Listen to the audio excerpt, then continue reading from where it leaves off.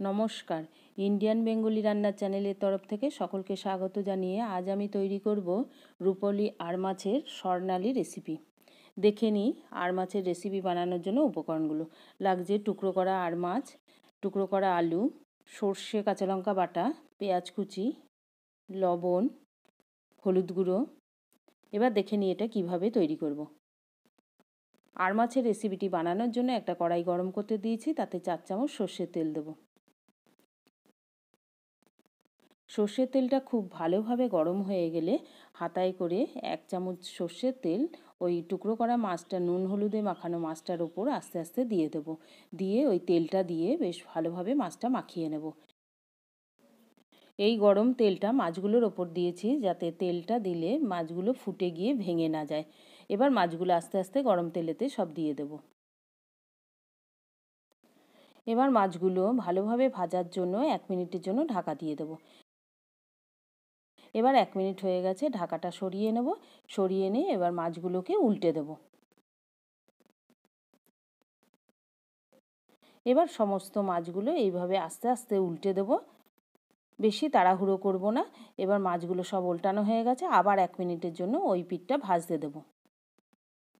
এবার 1 মিনিট হয়ে গেছে, দু পিঠটাই মিডিয়াম করে মাছটা ভাজা হয়ে গেছে। এবার মাছগুলো আস্তে আস্তে একটা প্লেটেতে তুলে নেব। আর মাছ খুব নরম বলে এই মাছটা বেশি কড়া করে ভাজবো না। এবার মাছগুলো সব একটা ডিশেতে তুলে নেব। এবার তোলা হয়ে গেছে, ওই তেলেতেই 1/2 চামচ নুন দেব আর দেবো 1/2 চামচ হলুদ গুঁড়ো। এবার আগে থেকে যে আলুর টুকরোগুলো কেটে রেখেছিলাম সেটা ওই নুন হলুদের তেলেতে দিয়ে দেব। সব আলুগুলো দেওয়া হয়ে গেছে, বেশ ভালো করে আলুগুলো এবার নুন হলুদ দিয়ে ভেজে নেব।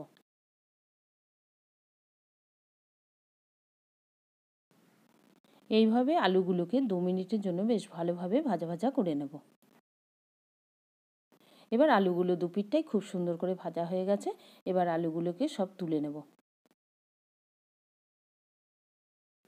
এবার আলুগুলো সব তোলা হয়ে গেছে। এবার ওই তেলেতেই দুটো পেঁয়াজ কুচিয়ে রেখেছি, সেটা এর মধ্যে দিয়ে দেবো। এবার গ্যাসের ফ্লেমটা বাড়িয়ে দিয়ে পেঁয়াজটা তেলের মধ্যে বেশ ভালোভাবে নাড়াচাড়া করে নেব। এবার পেঁয়াজটা বেশ ভালোভাবে নাড়াচাড়া করব যতক্ষণ পর্যন্ত না পেঁয়াজটা বাদামি করে ভাজা হচ্ছে।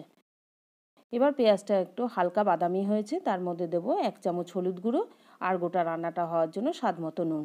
এবার নুন আর হলুদ দিয়ে পেঁয়াজটা বেশ ভালোভাবে তাড়াতাড়ি ভেজে নেব।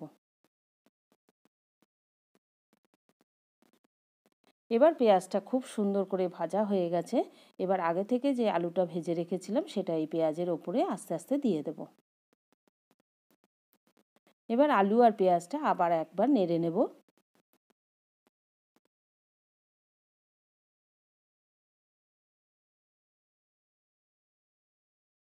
এবার নাড়াচাড়া হয়ে গেলে আগে থেকে 4 চামচ সর্ষে, 4টে কাঁচা লঙ্কা দিয়ে বেটে রেখেছি সেটা এর মধ্যে আবার আস্তে আস্তে দিয়ে দেব।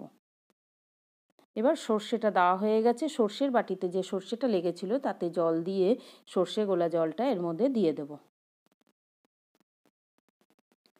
দিয়ে সর্ষেটা বেশ ভালোভাবে আলুর সাথে আবারও নাড়াচাড়া করে নেব।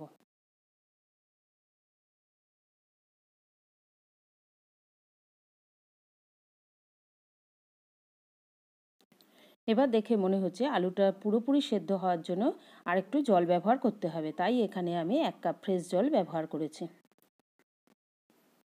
এবার জল দেওয়া হয়ে গেছে, এবার ঝোলের মধ্যে আলুটা বেশ ভালোভাবে নাড়াচাড়া করে ডুবিয়ে নেব। এরপর এর মধ্যে দুটো লাল চেরা লঙ্কা এর মধ্যে দিয়ে দেব। এরপর আগে থেকে যে মাছের টুকরোগুলো ভেজে রেখেছিলাম সেটা এবার আস্তে আস্তে চামচে করে দিয়ে দেব।